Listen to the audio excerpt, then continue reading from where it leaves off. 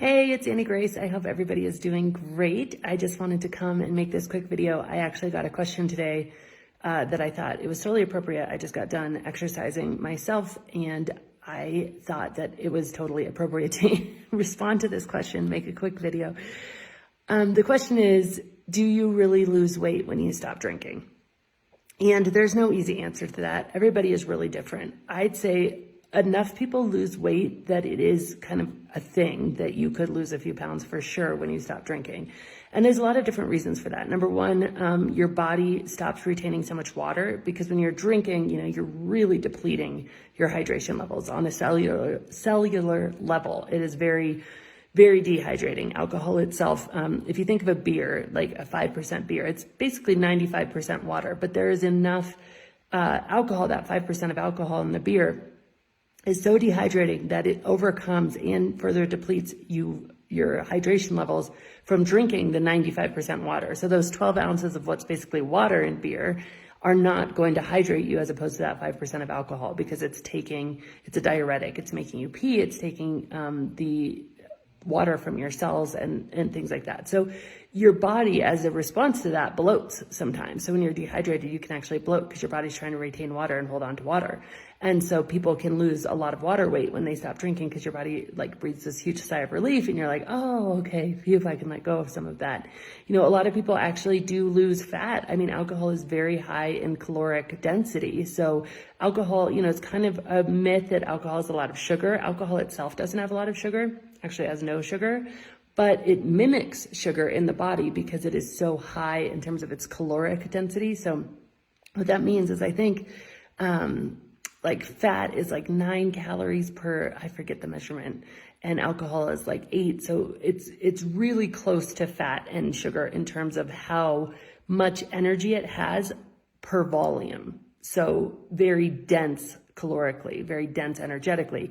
But of course, alcohol has no nutrients. So if you're going to eat something, at least like fat, you're still getting nutrients. You're still getting a lot of benefit from that. So you're consuming a lot of course, the word is empty calories and very dense empty calories. So a lot of calories without any nutrients to back it up. And so when you're doing that, you can feel full. I mean, I literally was drinking so much wine that I was feeling full. I was eating very little food when I was drinking so much wine, but I wasn't actually getting a lot of nutrients.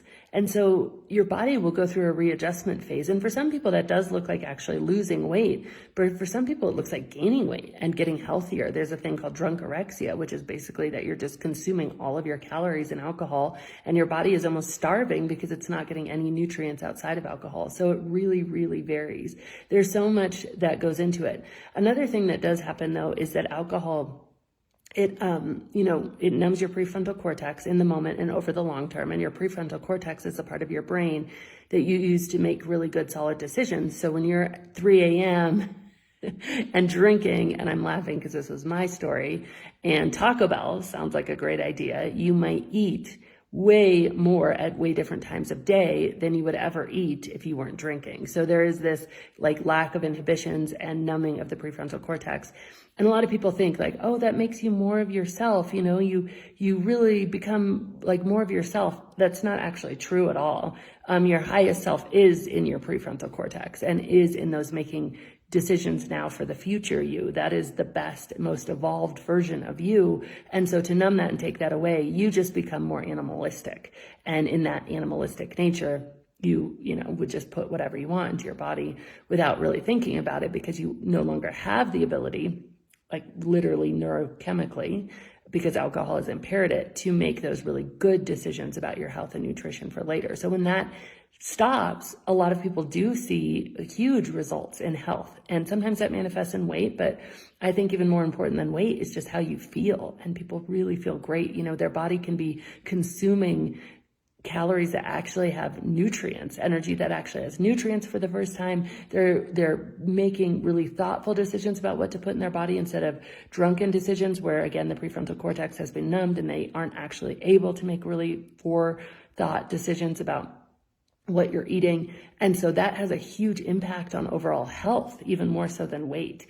And I think that would be almost the biggest takeaway here is there's so much focus on weight. And in my journey, I have realized that I was just as kind of judgmental and miserable in my body like 10 pounds ago, 20 pounds ago, 30 pounds ago. I mean, literally.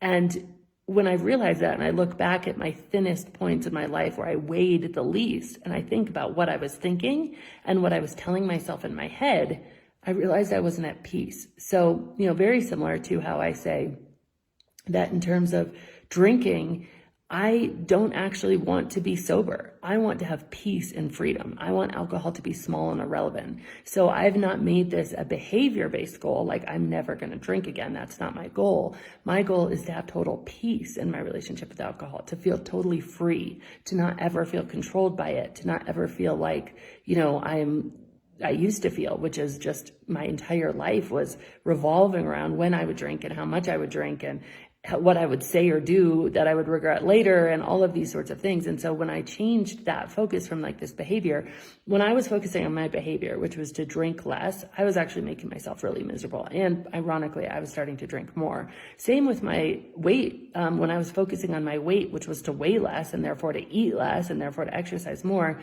I was making myself, it was this yo-yo thing, and I was making myself much more miserable. But I've recently shifted, and I think it's a really profound shift, to making my goals not about the behavior, but about how I want to feel. And through that, I realized that I wasn't peaceful at my thinnest. Internally, mentally, I wasn't peaceful. I had awful judgmental thoughts about my body at my thinnest. So now my goal has shifted. It's not about being thin or weight or a number on a scale. It's actually about feeling peaceful in my body. I personally did lose weight when I stopped drinking, but I got so much healthier. And so I would really encourage you to look at it that way. I mean, I know losing weight can be a massive motivator, but I think health, hopefully we can make it that health is a better motivator. And interestingly, once I've shifted that, once my goal is no longer about like, okay, I want to eat less, which is a behavior goal, or I want to exercise more, which is a behavior goal, and I moved that to like, I want to feel at peace around food, and I want to feel at peace and content and accepting of my body.